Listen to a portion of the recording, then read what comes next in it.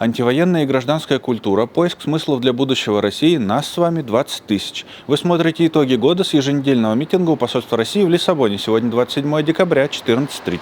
24 февраля, в день, когда российская армия по приказу Путина напала на Украину и перевела войну в полномасштабную фазу, мы провели благотворительную выставку «Нет войне». В ней приняли участие десятки художников из России, Португалии и Украины, и она продолжается онлайн. Пожертвования идут на закупку портативных электростанций для больниц и школ Украины. Эта выставка положила начало нашему культурному направлению «Make Art Not War». У нас уже публикуются антивоенные стихи «Руси рассвет» и стендап капитана Бриса. А еще мы с активистами из других стран сделали субтитры на 6 языках к пацифистской песне «Монеточки. Ты солдат». Мы изучаем культуру Португалии, включаем португальские новости и рассказы о некоторых важных датах в наши новостные выпуски.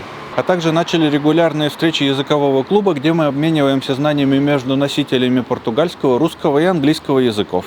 По данным переписи 2020 года в России люди отнесли себя к 194 известным народностям, а еще почти 1,5 миллиона человек попали в категорию «прочие». Поэтому культура стала важнейшей частью наших размышлений о будущем устройстве России. В марте нам повезло, что франко-португальский историк Виктор Перейра рассказал нам о том, каким образом иммиграция сделала свой вклад в формирование желания изменений в Португалии времен Салазара. А 25 апреля мы провели международную онлайн-конференцию «России необходимо 25 апреля», где попытались собрать разные мнения о том, что хотелось бы увидеть в России будущего, как и с кем к этому прийти. Эта конференция положила начало созданию дискуссионного клуба, где мы работаем над философско-политической концепцией будущей России. В 2025 году мы продолжили каждую неделю выходить к посольству России в Лиссабоне и стараемся не позволить темам войны и репрессий раствориться в усталости. Мы рассказываем о политзаключенных, содержащихся в путинских застенках в проекте Absurd Faces. Мы строим инфраструктуру взаимопомощи и вместе с белорусскими активистами создали базу знаний для людей, попавших в критическую ситуацию в Португалии. К концу года аудитория наших площадок выросла до 20 тысяч подписчиков,